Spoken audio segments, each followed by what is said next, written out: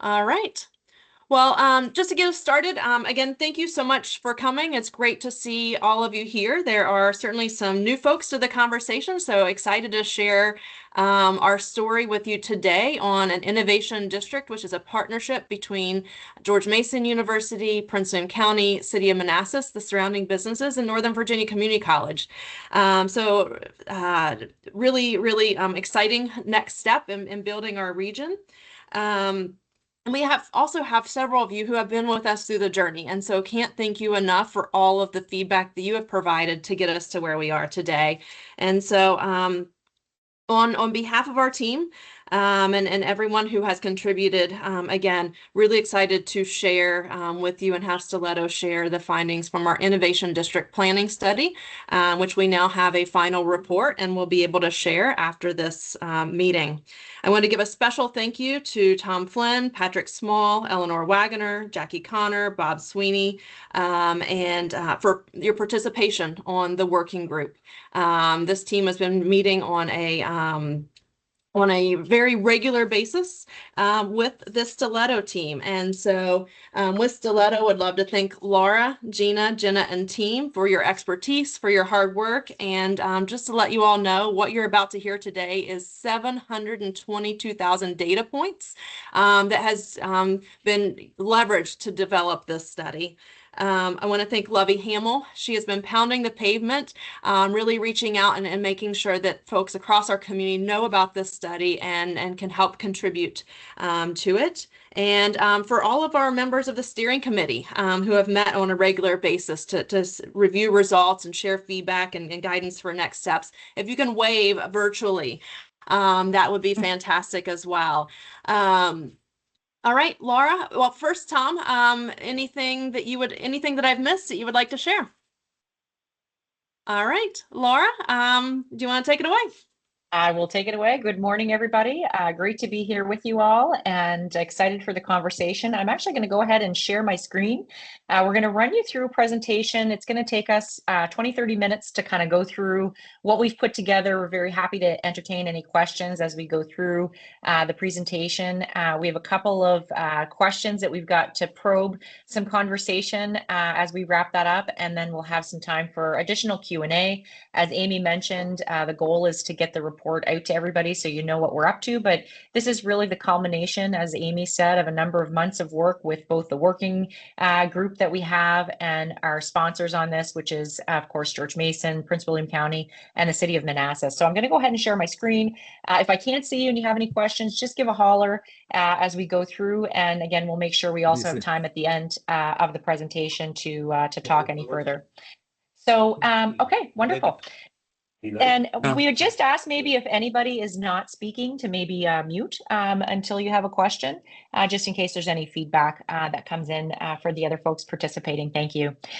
So we want to talk first in terms of level setting. The communities of innovation are really economic development drivers, and research and technology parks and innovation districts are really real estate tools. We're going to share with you, of course, a map of where the district is currently located and what we hope to accomplish in the future. But as a starting point, it really is important for us to recognize that development is definitely a part of it. Programming is going to be part of that as well, but they are real estate tools to drive economic development. So innovation districts, and some of you have seen this before, but just as a quick recap, innovation districts always have a master development plan with available land for expansion. There's a partnership with businesses within the district. There's an incubation and/or accelerator center. There's a collaboration agreement with an affiliated university and/or college. And there's a role in promoting technology-led economic development. These are all the things that we see that are taking place. My firm, which I started about 15 years ago, we specialize in innovation districts and ecosystem building. And we've really studied a lot of communities to really understand how to get these off the ground, and excited to share some of those best practices through this exercise. I know Amy's also very involved in this ecosystem across the nation. We've got this innovation ecosystem cascade, and we wanted to share this again for those who are new to the conversation, or just even as a refresh. Research and technology parks really began in the 1950s with Stanford University. And a lot of the research and technology parks really emerged in the late 90s and early 2000s throughout the US and really globally But in the last 10 years, we've seen an evolution of that to evolve to innovation districts. And innovation districts include both the space and placemaking that research and technology parks really started the trend on in having, science and tech companies and space for labs and facilities and amenities, and evolving that to include restaurants and other services and amenities.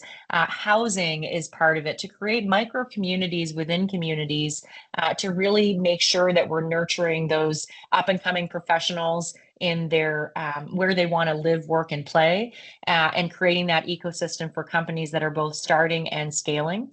The other trends that we're seeing is around innovation corridors. And so innovation corridors are about connecting multiple geographical nodes close to communities. There's tremendous activity that's happening in and around Virginia, but also connecting into DC and into Maryland.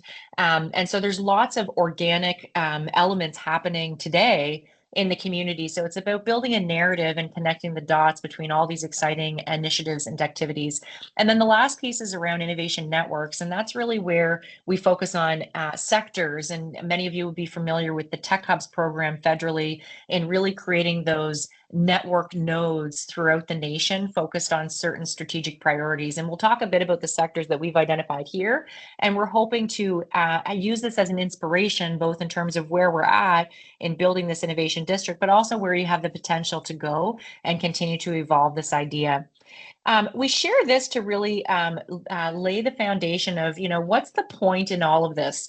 And, still, I don't make a point. That's kind of what we're trying to do, is to make a point and to really have an impact and focus in on impacts and outcomes and not just activities. And so what we've been trying to look at, and this is a framework that we've built many years ago around, we want to make sure there's priority sectors that are connecting ideas, people, and money, so that we can get researchers and businesses excited about commercialization. We can build that skilled capacity and accelerate business growth and expansion, all to create global competitiveness, make your companies better, faster, so they can hire more smart people, increase their sales, and of course, increase jobs and grow GDP, because these are truly economic development drivers. So the last element I want to highlight, and these all help to inform what we're going to share with you on this particular innovation district. We want to make sure as we're building this out that strategically you've got a mix of services, amenities, facilities, programs, and management to really knit together the strengths that you have in your current facilities and amenities and programs to really catapult that to the next level. And so all of these elements are taken into account as we think about your programming and where we go next in the development and the launch of this innovation district.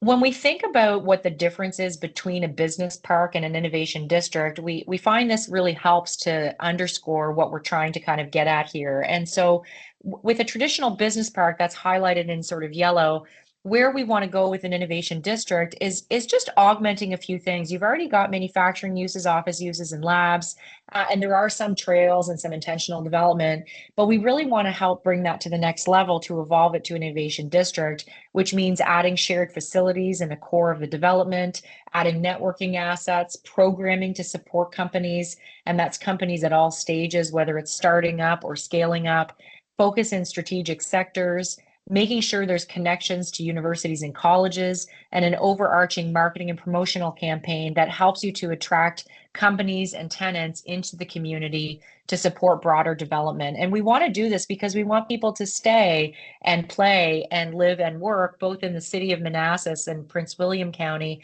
so that we can make sure that the folks that are commuting out, maybe they have an opportunity to stay in the community, and that creates a better quality of life for them. It increases potentially your taxation revenues by keeping people closer to home, and just creates a whole new vibrant community.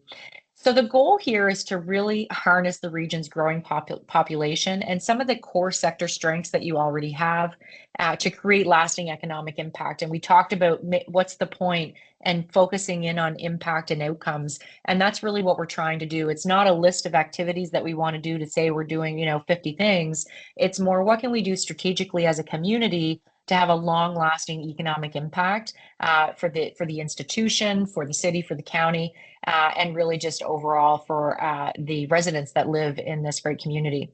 We're going to share the vision, mission, and goals of the district, and then we do have a map that we're going to share with you so everyone has kind of an idea of where this location is and what we're hoping to achieve. So the vision is really for the district to be an interconnected hub of discovery, of commerce, and community that's home to world-leading researchers, global companies, and a highly trained, diverse workforce with thriving residents. And so this is truly not just about the tech companies that we hope to attract or the other sectors that are incredibly strong, which we're going to talk about in a minute.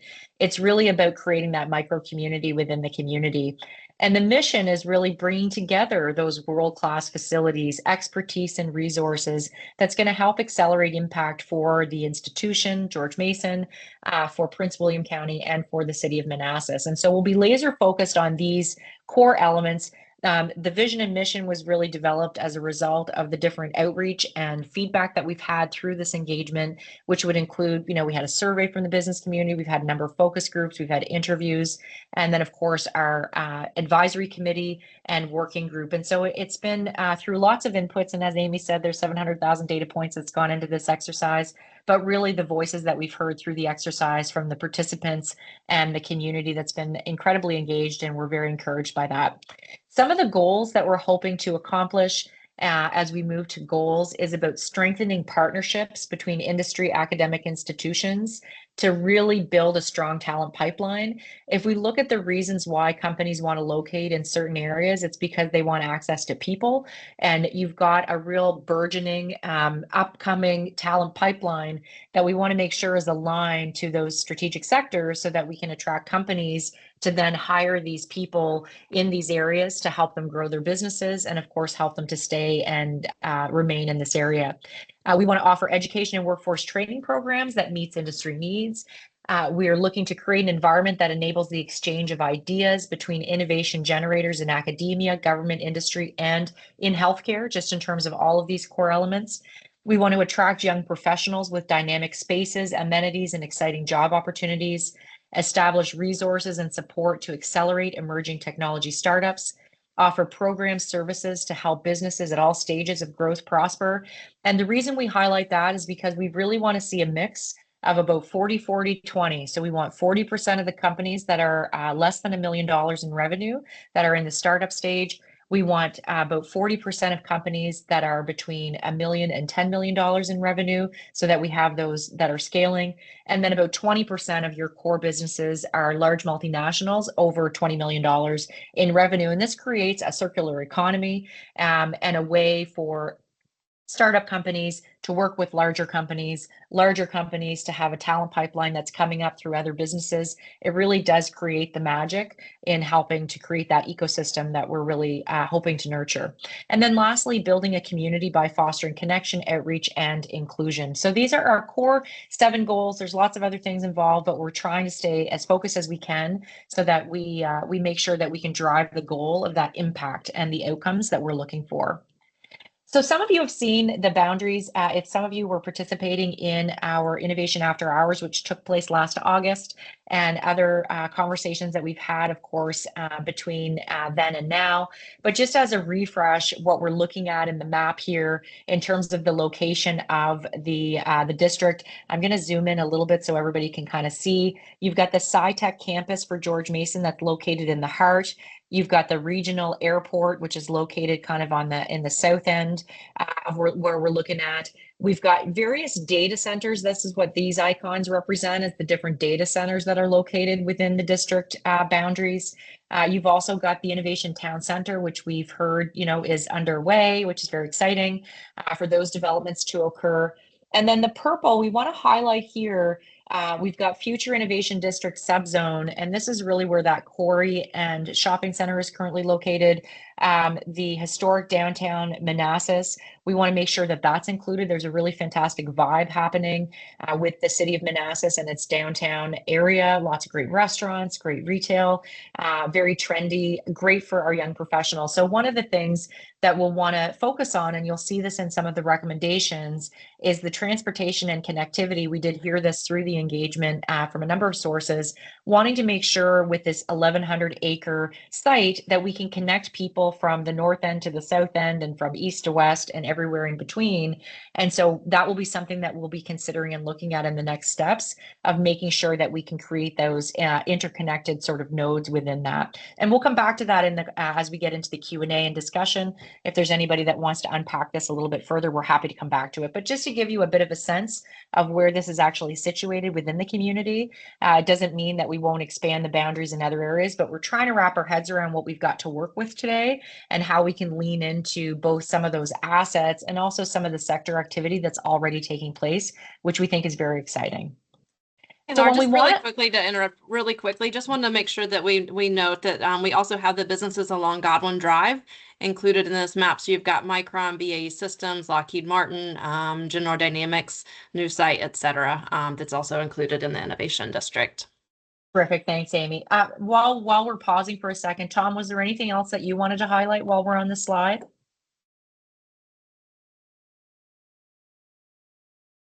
No, you did a great job. Okay, great. Thanks very much, everyone. Okay, so we'll just move on then. So leveraging strength, we pulled a few data points that we wanted to share with you. And again, we've got lots of other information if you're interested in unpacking anything further. We wanted to pull a few things that for us are quite noteworthy. We won't go into the weeds and all this, but I've got 4 or 5 slides that I just want to share with you to really underscore some of the great things that you are building upon and that you have access to in your community. So you've got a nice growing population, a 10% growth is forecasted over the next 5 years in both in the Prince William County area. It's about 6.5% higher than the MSA and at the state level, which is great. People are moving to the city of Manassas and in Prince William County. In 2021, for example, we had almost 4,000 people move to the city of Manassas. About 31,000 people moved to Prince William County, and they're moving from areas in Maryland, North Carolina, California, and Florida. So you're attracting people to your area because of your quality of life, which is great. You've got an educated community with about 1/3 of the residents that have a bachelor's degree or higher, and you've got about 44% of residents in the county that have the 3rd highest attainment percentage in the state, which is great because you've got high education attainment in the state. And this is outpacing the percentage at the state level at 41%, which is really exciting. You've got a few other education highlights. You've got about 4,000 students just at the SciTech campus alone, which we think is great. The edge of the SciTech campus does offer experiential learning opportunities. You're going to see some of that repeat in some of the programming that we've identified for the district to continue on that in terms of building that opportunity out for experiential learning. There is a skill demand in Prince William County in the professional, scientific, and technical service areas. And this would include things like computer science, cybersecurity, project management, information systems, and systems engineering. So this is all really exciting, particularly to support the sectors that we are looking at and identifying. Some research highlights about 83 million in research that you currently have. You've got that new beautiful facility, 132,000 square feet, that is an interdisciplinary facility for life sciences and engineering. From George Mason, you've got 9 research centers and institutes. I won't list them all, but you've got some in a variety of areas in the key sectors that we hope to build capacity on. And the campus does include things like the Biomedical Research Lab, one of a dozen federally funded biocontainment labs in the US, which is very exciting and quite unique. We want to highlight as well. A few workforce highlights. You've got about 27,000 jobs in the city of Manassas with an expected growth of about 7% over the next 5 years. And that is a higher rate than that in both the MSA and at the state level. Your healthcare is projected to be one of the largest growing workforce industries in the county with about a 17% increase over the next 5 years that's forecasted. And it looks like that's about the 3rd largest industry growth in the Washington, Arlington, Alexandria MSA, as well as the 5th largest industry growth within the state of Virginia. A couple other highlights, and then we'll move on to the sectors. Some industry highlights, which is around significant growth in the biological product manufacturing, some satellite telecommunications growth. Your GRP in the city of Manassas increased by 51% between 2019 and 2023, which is very exciting. You've got a GRP growth in Prince William County as well that increased by close to 30% in the last 5 years. Or 4 years, because that goes to 2023. And then your construction has a location quotient double the national average, which is very exciting. It means things are happening, things are moving, you're building things out at a time when that growth has slowed in some areas. And so that's also very exciting and appealing to other companies that may be interested in this area. So I know I've gone through that quickly. If there's any questions on that, we're happy to come back to it, and you'll have an opportunity to look at that a little bit further. But some exciting stuff there that you should be very enthusiastic about, that are helping to demonstrate that you're outpacing other areas. I'm going to move into the sector identification. There's 4 sectors as we studied all of the different data points. And when we're looking at identifying cluster development and sector growth, we're looking at things like your education programming, your research capacity, your industry, which is your workforce and your business counts. And we're also looking at your community ecosystem in terms of things like accelerators, things like support that's available to help these companies thrive. And these are the 4 sectors that we've landed on. So we've got life sciences, biotechnology, and forensics. We've got aerospace and defense. We've got cybersecurity and data infrastructure and semiconductors and electronics. We believe that there's capacity in the community in those areas to support growth in these areas. And again, very happy to have any conversation. Some of these will make a lot of sense to folks. We want to identify these areas because we do believe that you can kind of stand out among your peer, both counties and states across the nation, to attract companies in these areas as a result of all the strengths that you have to build upon. And again, happy to come back to that in the Q&A portion.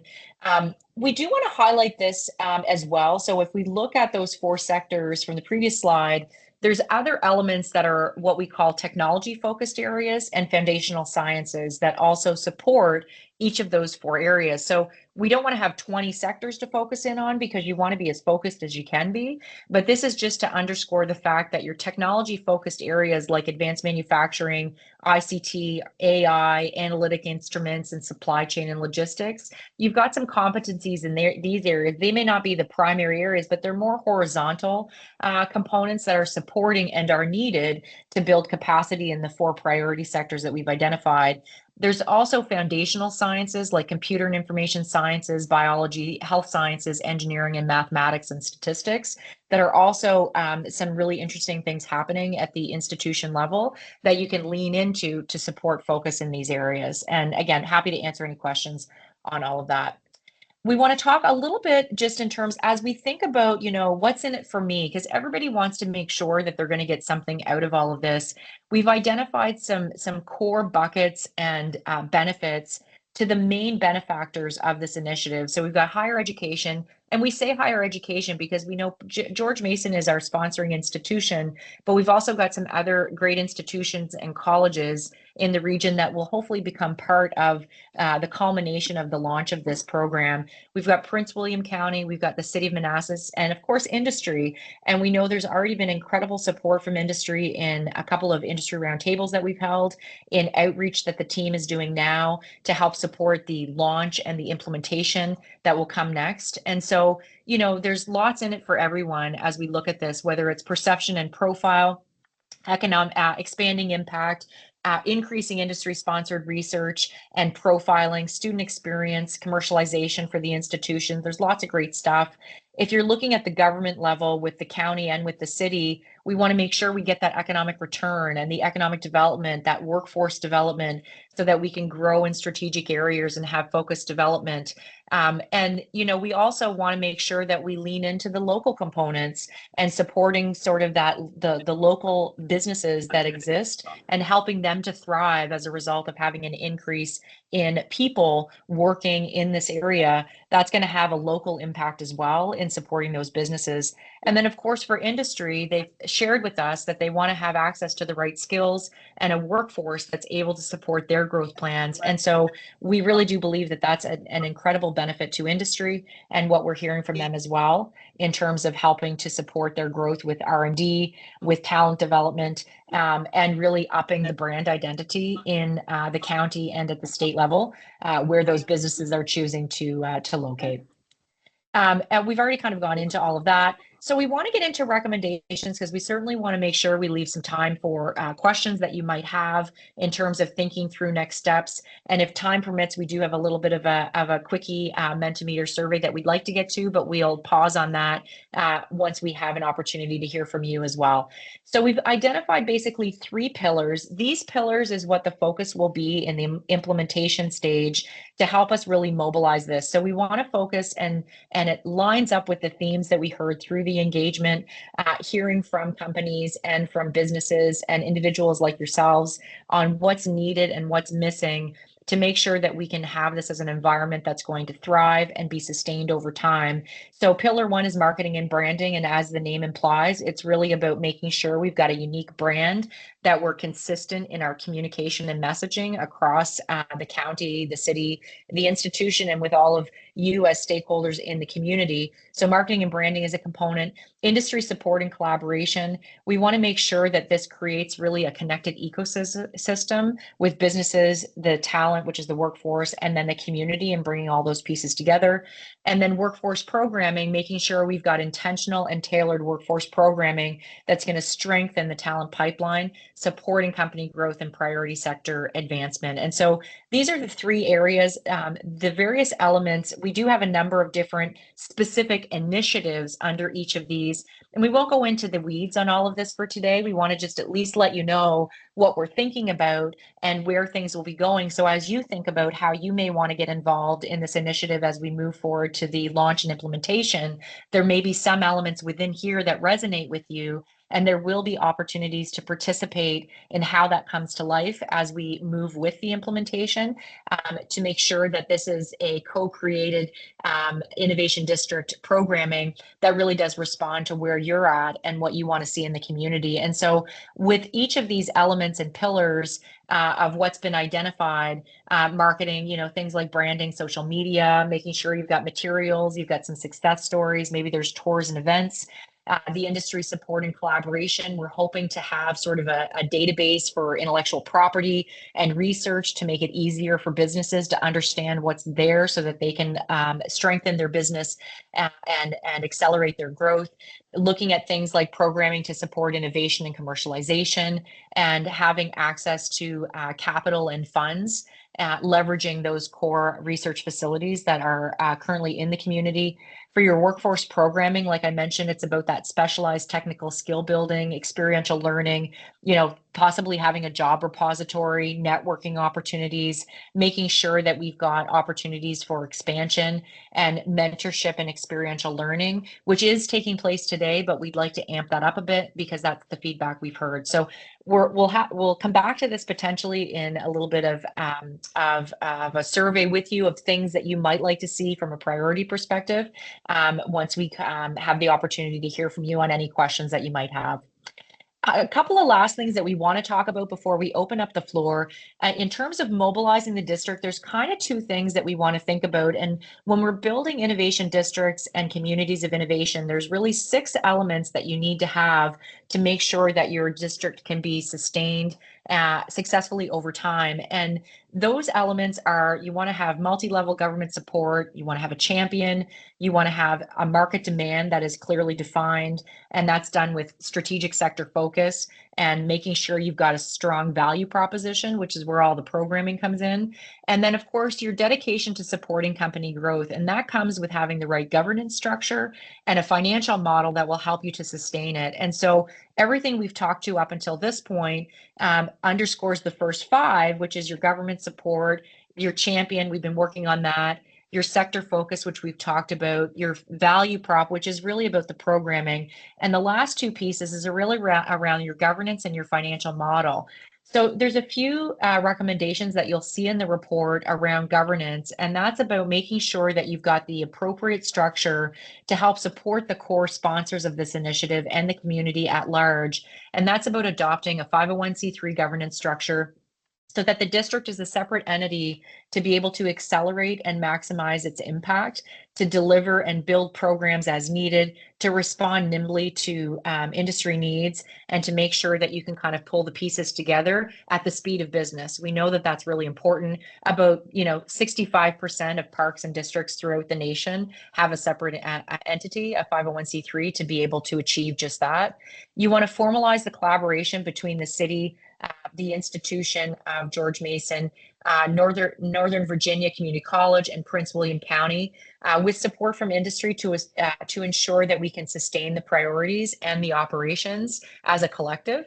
And then a full governance model and template with a memorandum of understanding and other elements. I know this is a little bit granular for the conversation, but it's just to underscore that that's kind of what will happen next, is to really make this official, pull the pieces together with the core partners, and then figure out how everyone can plug and play from there. So that's on the governance side, to make sure we've got the right structure. When we think about a financial model, just so everyone can wrap their heads around it, we are working on a Go Virginia implementation grant to launch the district. Go Virginia did support the planning work that we've been doing that's helped to enable the community to bring us on board and focus in on a few events and different things that we've been working on over the last 6 to 8 months. The next step is to really mobilize the district over the next couple of years. And so there is a grant in the works. The goal is to identify about $1.5 to $2 million. That's kind of what you need on an annual basis as you get things going.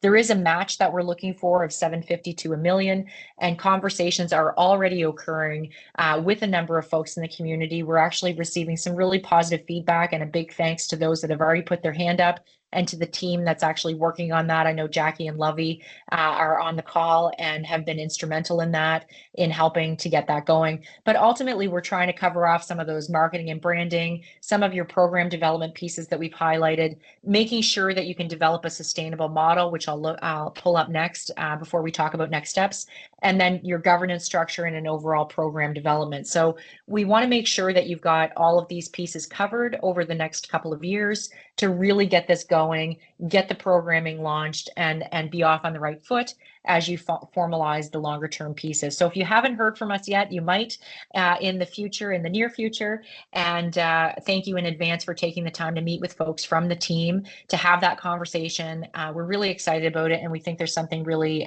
extraordinary here, and we're excited to continue the conversation with you.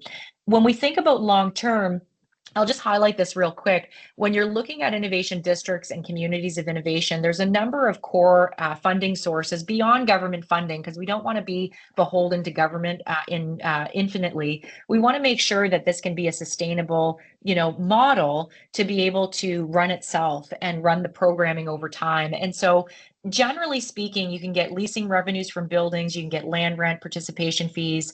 Sometimes there's business improvement levies, there's trust funds, corporate sponsors, sponsored revenues, programming and service delivery revenues, upskilling and block training, which is usually in partnership with higher education, events, and then public-private university partnerships as well. We've highlighted here the top three are not really applicable because you don't own the land. The land is owned by a number of different developers. You don't own the buildings, so you can't charge for the buildings and the infrastructure.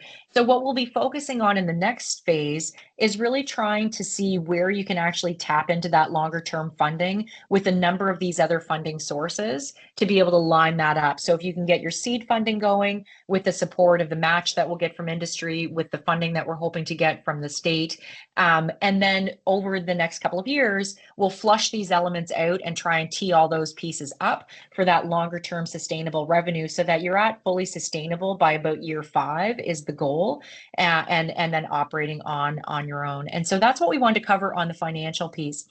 Before we move into the discussion, I'm actually going to talk a little bit about next steps, and then we're going to get into any questions that you might have. So just quickly, where we're at today, we're finalizing the report. We're working on that Go Virginia implementation grant, which will go in March. We're working on securing our match. And again, thank you to the team and to those who've already had conversations. We're having the roundtable today. We've got a few things coming up, and actually this is going to be taking place in February. There's a lunch and learn coming up March 6th. We hope that you'll participate in that. We're very excited. It is in person, and more details to follow if you haven't seen that yet. We have a great speaker lined up from the Bush Institute who's going to share some really great information and just sort of support all the things that we've been looking at from a different perspective. There's a board workshop with the supervisors. We've been engaging the board of supervisors, and I know there's one or two on the call today. Thank you so much for your continued support and participation. We will be working with them, and then we'll be submitting the Go Virginia grant and application again in March with the goal of launching things come June. I'm going to stop the screen share at this time and just open things up. I'm conscious of the time, and I want to make sure that we have an opportunity for some Q&A. We have a little bit of a Mentimeter. If we have time, we'll get to it, but certainly happy to open things up for anyone that has any questions at this point. I know Tom Gordy has his hand up. Supervisor Gordy, go ahead. Good morning, Laura. Thank you for this presentation, and thank you for everyone who's been involved in this process. Very excited to see the pace at which this is moving, and just looking forward to seeing this come to fruition. You know, one of the, as we look at this from a geographic standpoint and the expansion into different areas of the county outside of what is the current innovation park, we're going to be looking at, we need to be starting to look at the zoning and the underlying ordinances that we can implement to sort of make this, I guess, for lack of a better term, shovel ready in some of these areas. So have you, as part of your plan, have you, in your experience, what have you seen and how, in terms of how localities can implement these zoning districts to help expedite the implementation of the district? Well, you know, every community is different on that. And some communities, are you thinking like in terms of a business improvement area sort of thing, like establishing that as a zone? Correct. Yeah, we'd love to see something like that, to be honest, because if you do have there's a number of benefits that can come from that. One is if there is a defined area, it sort of protects that area to be focused in on the areas of growth that you've identified and really stay true to that mission, with covenants around that, right? In terms of many parks and districts don't necessarily have a business improvement area zone, but they do have tenant criteria to be able to guide what goes in so that there's a tie back to the institution. There's a focus on R&D. It's in one of the priority sectors. They're doing experiential learning or helping to support workforce development. And so you can you could even start anytime, because the zoning stuff sometimes takes a little time, but you could even start anytime with identifying certain criteria of what you'd like to see within that area and having the buy-in from the landlords and business owners from a high level in terms of sticking to that while you work through the details of something more formalized like an innovation zone or business improvement area designation, to leave that open to be able to identify other, you know, funding streams, as we highlighted in the financial slide, over time that could be generated. Is that what you're thinking? Absolutely. I mean, so we're expanding to areas that, you know, right now, if you look outside of the innovation park, we have areas around the Manassas Airport that are A1 right now. They're basically turf farms. So as we think about aerospace engineering and tying those activities in that area to something that coexists with the airport, you know, just kind of looking at these district types of zonings that are a little different than what we currently have on the books, but really geared towards and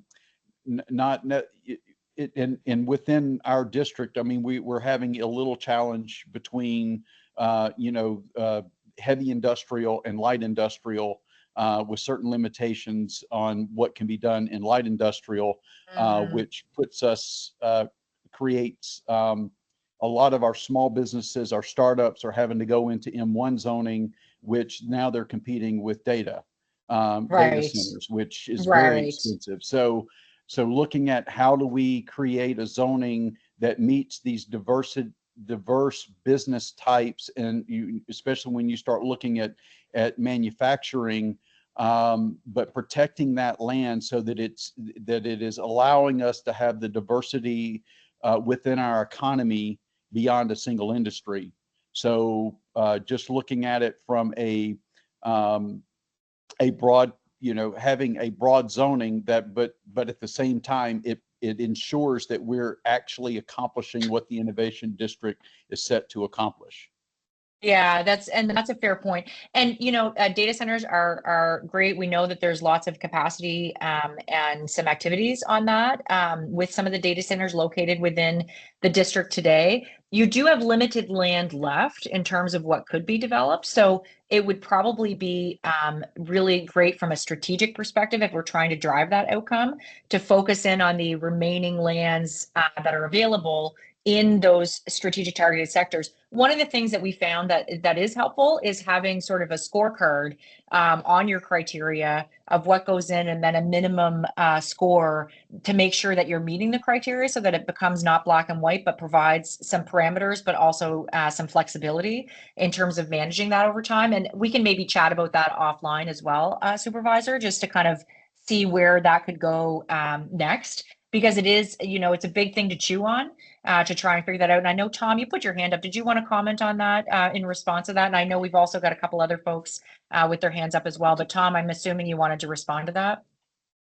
Yes, just real quickly, Supervisor Gordy, Tom Flynn, and that's the issue you brought up is something that I think is one of the reasons that we want to get this to the Board of County Supervisors in some type of workshop session, so you Right. can actually have that discussion as how does this relate to zoning decisions, and give us some direction on that.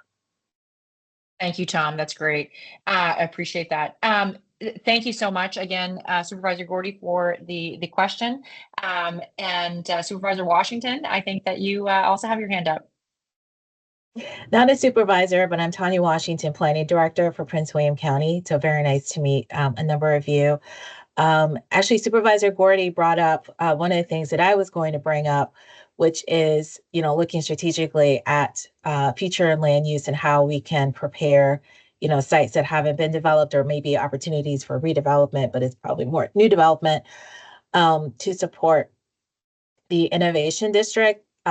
So, took note of a number of things that were raised. That was what I had on in my mind as well, doing some strategic proactive rezoning. Part of what you're talking about with a business improvement zone is essentially an overlay district. There is actually an existing overlay district over part of this area. It's called the TIOD, which is already on our list to take a look at and to potentially make modifications, or maybe even to change it or even eliminate it. So we do have a number of different options that we can look at. The other thing I also just wanted to mention, mainly for informational purposes, the part of this area is already an existing regional activity center. That was identified by our county and the Metropolitan Washington Council of Governments. So that's one sort of designation. It's really more of a transportation and land use planning designation, but just wanted to note that it's already identified. I think in looking at that map, it's not the entire boundary for the proposed district, but it's a lot of it. The other thing else, go ahead.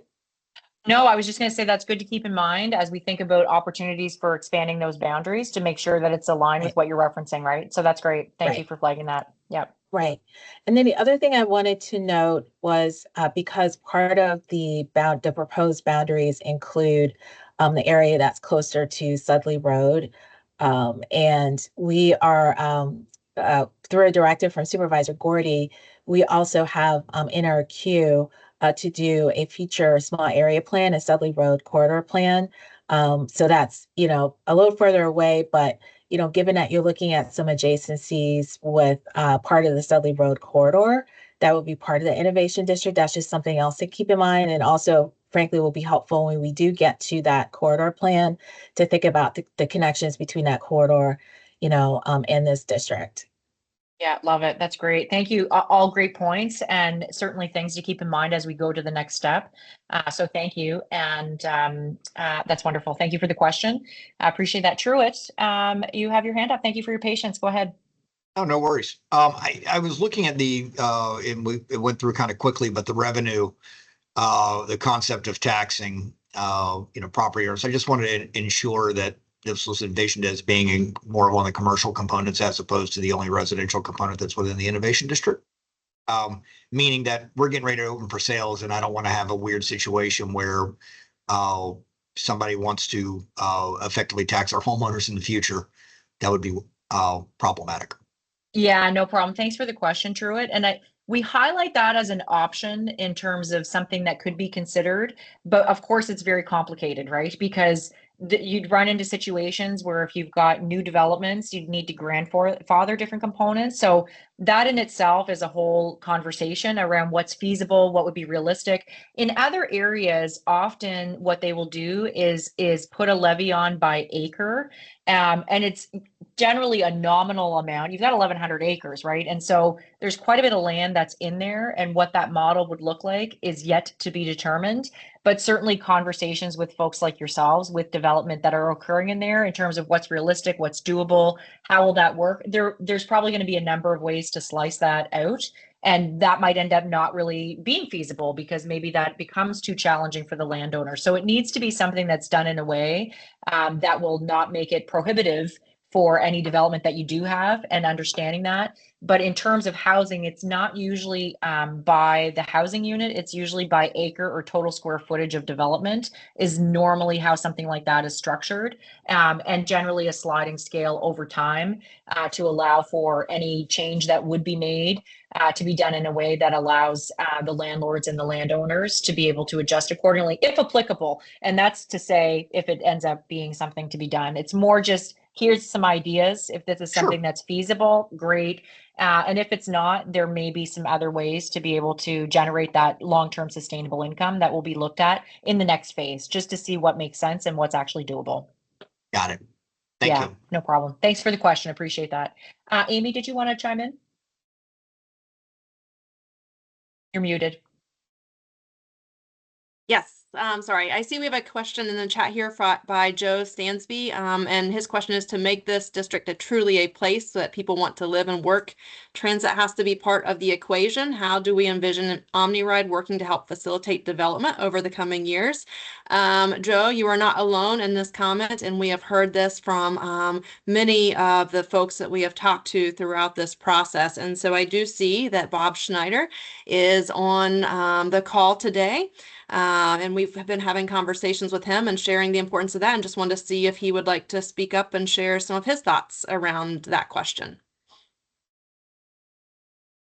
Sure. Much like everyone else, funding is always the issue, and we are a publicly funded entity, and where the dollars flow, we go. It's what it boils down to. And so one of the key things that I remember, I think it was 2019, I stood at George Mason University at a transportation forum tied to the future of the innovation district.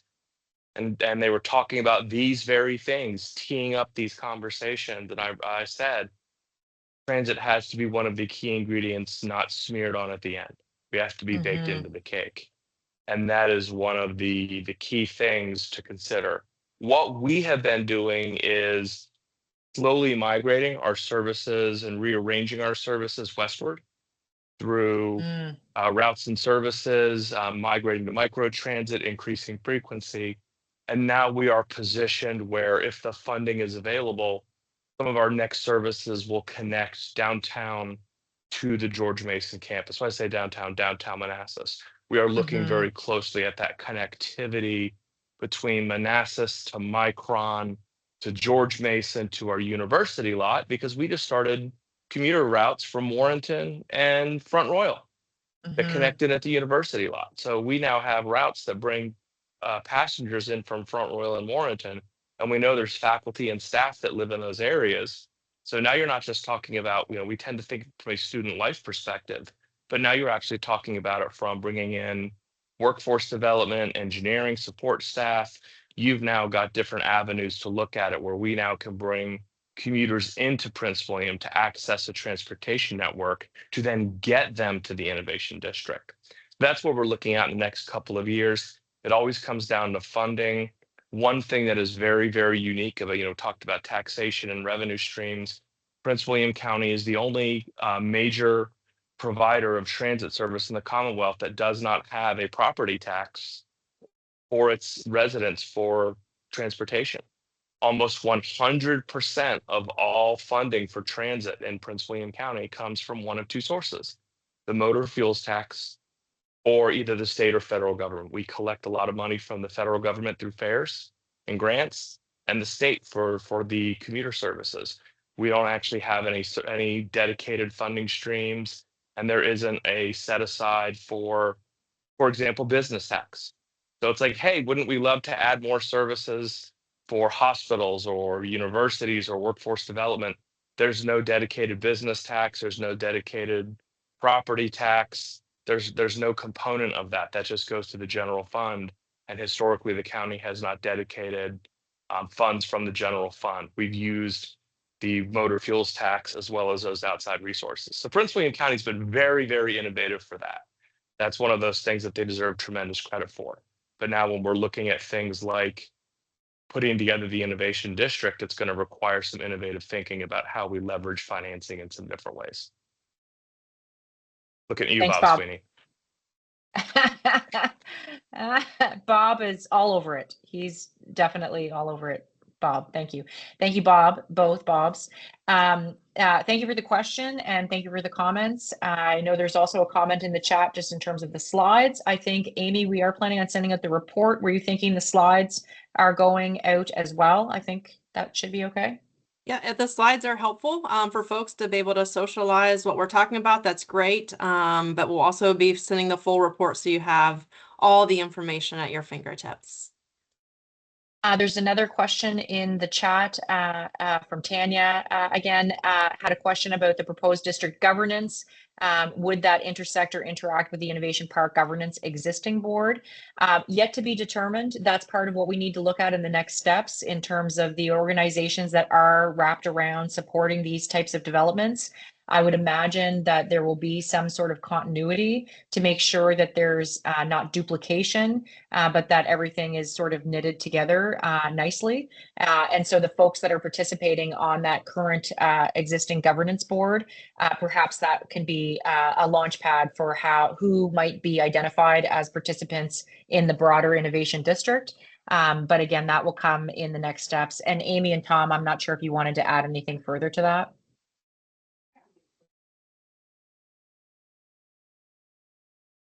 Saying If I no. could, Amy. okay, I could, excellent. Yeah, if Yeah, I go could ahead. just add really briefly, just as you think through that, Innovation Park also has an Innovation Architectural Review Board as well that has a specific charge to review development plans, certainly architectural and other related development plans for development in that area. So that's just it isn't just their overall overarching board, but there's this other entity as well. That's part of the review process for development in that area. So just want to make sure, yeah, you take that into consideration. There's a whole other, set of mechanisms I'm sure Tom has probably shared with you all, but just something else to kind of sort through. Yeah, that's terrific. Thank you for that, and certainly noted, and will be part of the next piece. I see Dave McGettigan has posted a link here for a feasibility study that was done on a shuttle. Thank you for sharing that. We'll be sure to take a look at that as well. And again, the transportation is definitely something that came up in a lot of the conversations with the survey, with the interviews with the focus groups, and making sure we can figure out that connectivity. 1,100 acres is a lot of land to get from, again, south, the north end to the south end, and east to west, and everywhere in between. And so that's certainly something that we'll be taking a closer look at as we move to the next stages. Any other questions that anybody has? I'm conscious of the time. I know we have just a few minutes left, and certainly want to make sure if there's any other questions that anyone has, that now's a really great time to do that. This meeting, as Amy mentioned at the beginning, is being recorded and will be available for anyone who is interested. We will get the slides out and you will see the report fairly soon in terms of all of the components that have taken place so far. And then we do certainly look forward to your continued participation, because this is just the beginning of where we'll need you. I know Jackie is on the call, and Lovey, and if you haven't heard from them, you may be hearing from them, and we hope that you'll take the time to meet with them to learn a bit more about how you can become engaged at this ground level, and really support the community in getting this off the ground. If there's anybody else, please again continue to feel free to put in the chat. I do want to provide an opportunity again for Amy and Tom, if there's anything further that either of you want to share before we wrap things up for this discussion today. Amy, first, over to you. Anything on your side? Well, I did see that Christina Nguyen is on, and just want to make sure if she had any comments that she would like to make. Sure. Well, thank Christina. you, Amy, for putting me on the spot. You love it. No, I apologize that I was late to the meeting, but sounds like it was a fantastic discussion with a lot of good questions, and really appreciate Amy and Laura and Tom. And I think, you know, I love the interest, and there's, you know, the devil's always in the details, and we've got to figure all that out. But it just, as long as we can continue to move this forward, I think it's just going to be better for George Mason, Prince William County, and the city of Manassas, and really all our businesses and residents. So really excited and very thankful for the work that everybody's been putting in so far. So thank you. Thank you, Christina. Appreciate that. Okay, so with that, folks, I think we're going to wrap things up. We appreciate your time. If you have any questions, feel free to reach out to us offline. We're very happy to address anything that may come in through email. Tom, I see you've come off mute. Was there anything else that you wanted to add before we close things out? I know we're at the end of time, but you put some good thought into some questions that we'd like to get feedback on. If we could run through those, if people could stay on as their time allows, I'd really like to get the feedback on those questions that you put into the survey. Okay, sure. Yeah, we can do that. If folks are interested in staying on for just a couple quick minutes, I'll get Gina to share the screen, because she's got a Mentimeter loaded, and we're going to get you to sign into Menti. This won't take too long, folks. Probably about 5 minutes is what we would need to get you to fill out a couple of things. What we're trying to do is rank and prioritize some of the key actions and activities that are going to be taking place next with the Go Virginia grant for the implementation grant. Very happy to see any feedback that you might have on any of these things. So Gina from our team, I'll get you to share the screen and walk us through what we need to do. This is the Mentimeter poll, and I think, Gina, you need everybody to kind of sign in. Go scan the QR code or go to menti.com, and I think you can type in the code and that will get you there. And Gina, any other instructions? I think it's just scanning the code and the QR code and getting to Menti. Exactly. Can everyone see my screen? Because it has the QR code right up there. Okay. So I'll just give everyone a quick minute to join the poll. As Laura mentioned, you can either enter the code or just scan the QR code.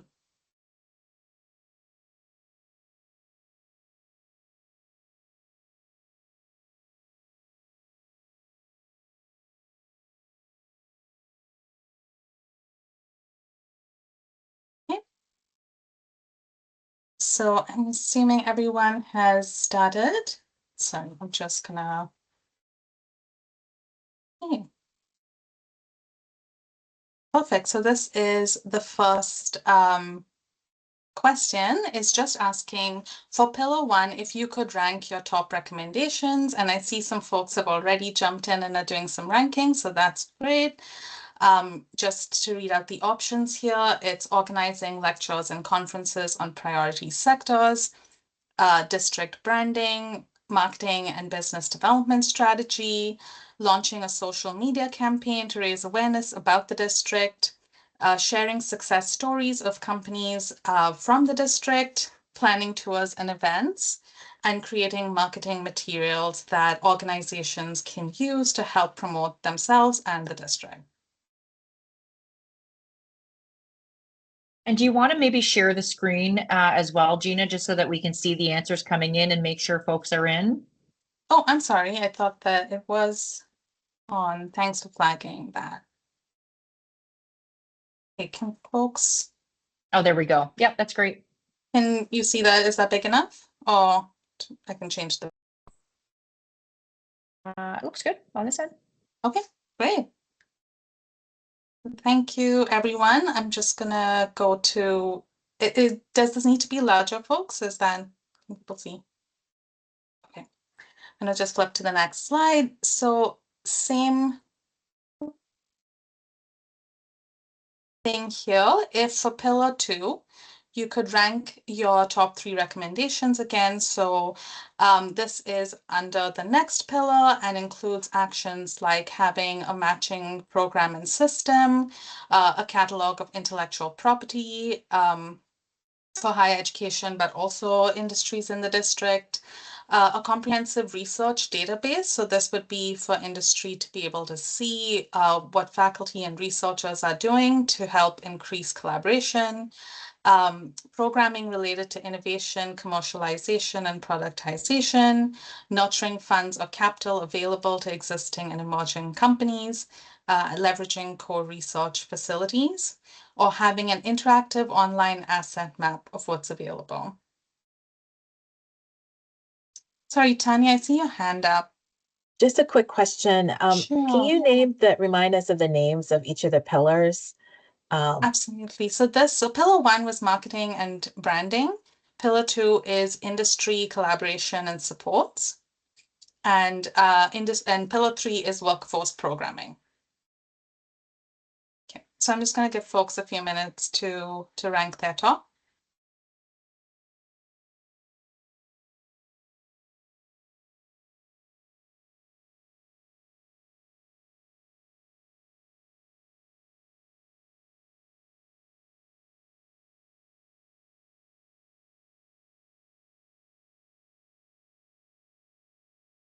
Perfect. Okay, so in this category, it looks like folks, oh, it's still moving, but it does look like programming related to innovation, commercialization, and productization is coming out as a pretty strong priority. Okay, so followed by nurturing funds and capital available to companies, and then leveraging existing resources from Mason Enterprise.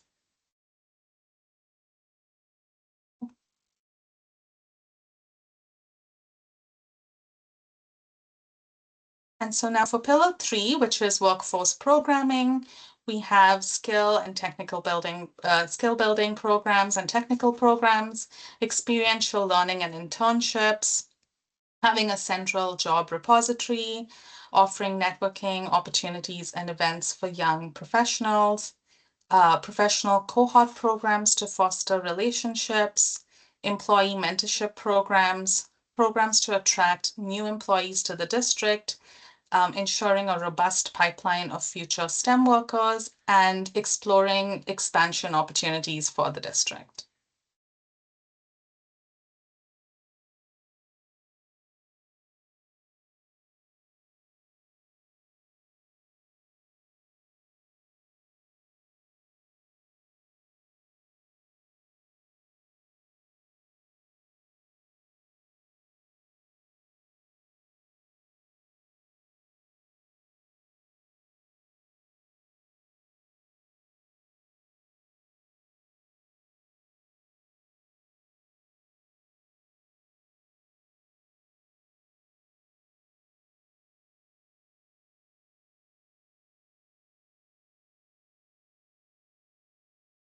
Okay, so it looks like most folks rated programs to attract new employees to the district as a big priority. And this actually is what we found in the survey to industry. So it's always nice to see when things are validated, and that has certainly been a common theme. And then second priority, or second and third, looking fairly close, professional cohort programs to foster relationships and ensuring a robust pipeline of future STEM workers. So thank you everyone for staying on a little longer to give us your input, and this will really help the implementation team think through the actions and how we prioritize the implementation of these. So really appreciate your time. Great. Thanks, Gina. And thanks everyone for staying for just a few extra minutes. We will capture those results and incorporate them into our next steps. Such a pleasure to be here with you today and looking forward to continuing the conversation. Stay tuned for more details and updates coming through from the team on how you can stay involved and stay connected.